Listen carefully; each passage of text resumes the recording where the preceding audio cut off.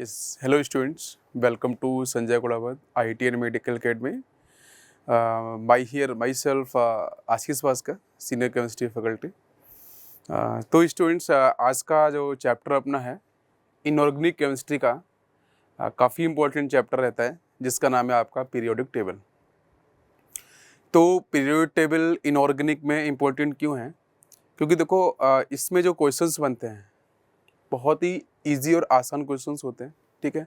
जिसको कैसा है कि अगर अपन ठीक से सिस्टमेटिक अगर इसको स्टडी करते हैं, या आप जो मैं आपको यहाँ टीच करूँगा, है ना, उसको अगर सिस्टमेटिक अगर आप चीज़ों को सुना आपने ध्यान से और अच्छे से नोट्स अगर आपने डिज़ाइन किया, तो डेफिनेटली इसके अंदर से आपके 2 क्वेश्चंस एटलीस्ट हम अपन मान सकते हैं। 2 क्वेश्चंस बिल्कुल फिक्स आपको जेईई मेंस के अंदर, ठीक है। 2 नहीं तो 1 क्वेश्चन तो आपको फिक्स मिलेगा ही, वो भी आसान क्वेश्चंस। एंड सेकंड बात करते हैं नीट एग्जाम की तरफ। तो नीट के अंदर आपको इस चैप्टर से 3 क्वेश्चंस, ठीक है। तो ये काफ़ी इसका इम्पोर्टेंस है ये।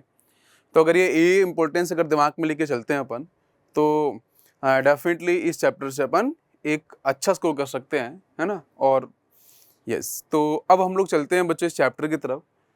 तो फर्स्ट पॉइंट ये है कि आज का अपना डिस्कशन क्या क्या होगा, ये सारी बातें अपन क्लियर करेंगे। तो बच्चों, हम यहाँ से आपका है इंट्रोडक्शन ऑफ पीरियोडिक टेबल। तो पीरियोडिक टेबल का आज का अपना लेक्चर टोटल इंट्रोडक्शन बेस रहेगा, है ना। हम लोग बात करेंगे कि सबसे first according to NCERT we will follow only NCERT. हम एनसीईआरटी को step by step complete discuss करेंगे, करेक्ट है। यस, क्योंकि क्वेश्चंस अपने इनऑर्गेनिक के and JEE Mains and NEET दोनों के अंदर बिल्कुल as it is NCERT follow रहेगा। एडवांस के अंदर कुछ क्वेश्चन थोड़े से मॉडिफाइड होते हैं, करेक्ट है। यस, तो आज का जो टॉपिक उसमें अपन हिस्टोरिकल बैकग्राउंड जो रहेगा, पीरियोडिक टेबल का जो डिजाइन की गई फाइनल, तो वहाँ तक आने के लिए कितने कितने लोगों ने इसमें कंट्रीब्यूट किया, क्या क्या कंट्रीब्यूशन था उनका, क्या क्या ड्रॉबैक्स थे, वो सारे पॉइंट अपन डिस्कस करेंगे।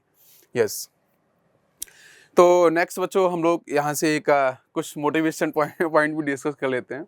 तो this is the one thing for sure, yes, one thing for sure, if we keep doing what we are doing, we are going to keep getting what we are getting. One definition of incentive is to keep doing the same thing and expect different result. Basics of fundamental point ये है इसका कि हम लोग जो as it is करते चले जा रहे हैं, करेक्ट है, और उससे अगर डिफरेंट रिजल्ट की कोशिश करते हैं, उम्मीद करते हैं, तो डेफिनेटली है ऐसा पॉसिबल नहीं है। तो हम लोग कुछ ना कुछ डिफरेंट करना पड़ेगा, बाकी लोगों से डिफरेंट करना पड़ेगा, देन डेफिनेटली अपना डिफरेंट रिजल्ट भी मिल सकता है, करेक्ट है। यस, तो हम लोग फिर आगे चलते हैं नेक्स्ट।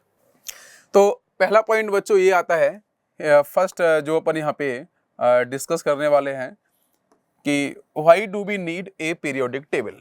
तो सबसे बड़ा क्वेश्चन मार्क सभी के दिमाग में ही आता है, अरे इतने सारे एलिमेंट्स 118 एलिमेंट्स आपके डिस्कवर्ड हो चुके हैं, तो इतने सारे एलिमेंट्स डिस्कवर्ड हो चुके हैं, तो मेरे को ये पीरियोडिक टेबल पढ़नी क्यों है, क्या है इसका इंपॉर्टेंस।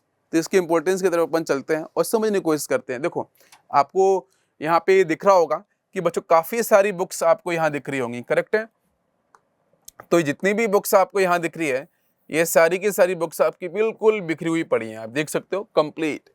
अब मैं आपसे पूछता हूँ कि मेरे को सपोज केमिस्ट्री की कोई एक स्पेसिफिक बुक चाहिए, करेक्ट है, मुझे यहाँ पे फिजिक्स की बुक चाहिए एनसीईआरटी, करेक्ट है, मुझे मैथमेटिक्स के लिए एनसीईआरटी बुक इसमें से आपको सिलेक्ट करनी है, क्या आप सिलेक्ट कर सकते हो? तो आंसर होगा नहीं, बिल्कुल नहीं कर सकते हो। क्योंकि देखो, आप पूरा कंप्लीट ऐसे पढ़ा हुआ है कि आप बुक्स को निकाल नहीं सकते हो। तो अब इसी पॉइंट को एक्सप्लेन करने के लिए काफ़ी सारे साइंटिस्ट आते हैं और क्या देखते हैं कि बच्चों बहुत सारे एलिमेंट्स हैं, उनको प्रॉपर सिस्टमेटिक वे में अगर अरेंज किया जाए, तो इन फ्यूचर जो भी पर्सन्स आने वाले हैं, जो भी स्टूडेंट्स इसको रीड करेंगे, बहुत ही आसानी से, बहुत ही ईजी वे में वो अंडरस्टैंड कर सकते हैं कि इस एलिमेंट की प्रॉपर्टी इस टाइप की थी, तो उनके एक साथ में रखा गया है। मैं बेसिक्स एग्जांपल बोलूं कि हम लोग घरों में या ऑफिस में बेसिकली करते क्या है, आप भी स्टडी करते हो तो आपको पता है कि बिल्कुल प्रॉपर आप अपना जो नोट्स, क्लास नोट्स है, उसको अलग से रखते हो, है ना। बाकी जो अपनी बुक्स है, एनसीईआरटी बुक्स, आप अलग से रखते हो, है ना। फिजिक्स की सारी बुक्स अलग हैं, केमिस्ट्री की सारी बुक्स अलग हैं। क्यों? क्योंकि अपन उसको अगर निकालना है, जल्दी से मेरे को रिवीजन करना है, तो हम फटाक से उस बुक को निकाल सकते हैं और आगे की तरफ जा सकते हैं और रीड कर सकते हैं अच्छे से, टाइम बच सकता है। तो इसलिए जो बुक्स बिखरी हुई हैं, है ना, तो इन्हीं चीज़ का सोल्यूशन करने के लिए तो इतने सारे एलिमेंट्स है, वो अगर सब बिखरे हुए लिख देंगे अपन, हर एक एलिमेंट को इंडिविजुअल पढ़ना चालू करेंगे तो इनऑर्गेनिक कभी खत्म ही नहीं होगी। तो इसलिए वहाँ पे सिस्टमेटिक एलिमेंट्स को अरेंज किया गया है। दैट्स वाई बच्चों यहाँ पे नीड होती है अपनी पीरियोडिक टेबल की। अब चलते हैं नेक्स्ट। आप देख सकते हो, है ना, कितना प्रॉपर वे में यहाँ पे जितनी भी आपको सेल्स दिख रही हैं, इसमें बिल्कुल प्रॉपर वे में आपकी जो बुक्स हैं अरेंज की गई हैं, ठीक है। और इन सभी बुक्स में से अगर किसी बुक की रिक्वायरमेंट होगी, बहुत ही आसानी से आएगा और किसी बुक को आराम से निकाल के बढ़िया से स्टडी कर सकता है। क्लियर है? Yes, that's why we will need periodic table. आगे चलते हैं बच्चों। नेक्स्ट पॉइंट अपना आएगा कि आज का अपना गोल क्या है।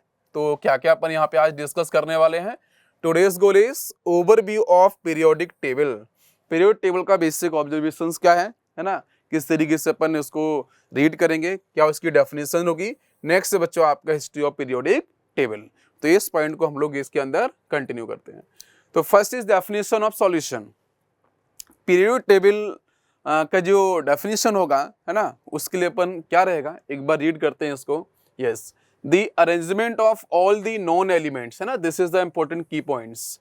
तो जितने भी बच्चों, जैसे अगर मैं आपको एक टर्म यूज करूं कि डिफरेंट ईयर्स के अंदर अलग अलग साइंटिस्ट आते हैं, है ना, वो अपने अकॉर्डिंग एलिमेंट्स को कैटेगराइज करते हैं, जितना भी उनको नॉन एलिमेंट्स होता है, और उस नॉन एलिमेंट्स के अंदर उनको वहाँ पे अरेंजमेंट देना होता है। तो पर्टिकुलर जितने भी एलिमेंट्स उनको नॉन है, किसी को 10 एलिमेंट्स, किसी को 20, किसी को 30, किसी को 63, किसी को इससे भी अधिक हो सकते हैं। तो उन एलिमेंट्स को प्रॉपर वे में अरेंज करना इन द सेंस ऑफ क्या उनका बेस होना चाहिए, तो प्रॉपर्टीज के बेस पे। It may be chemical property, it may be physical property, it may be colour, it may be other parameters हो सकता है इसमें। तो उसके बेस पे प्रॉपर अरेंजमेंट करना, ठीक है। तो वही है, the arrangement of all the non elements according to their properties in such a way that the elements with similar properties, yes, similar properties, मैंने अभी बोला था कि केमिस्ट्री की सारी बुक्स अदर आपकी अलग होनी चाहिए, फिजिक्स की सारी बुक्स अलग होनी चाहिए। तो जिससे क्या अपन उनको रीड करने में, स्टडी करने में हमें टाइम कम लगेगा और आराम से हम चीज़ों को आइडेंटिफाई कर सकते हैं, देख सकते हैं। Group together in a tabular form, this is important here. Tabular form, भाई टेबल्स की फॉर्म में क्या है, आपको पता है कि rows and column is the important aspect for the tabular form.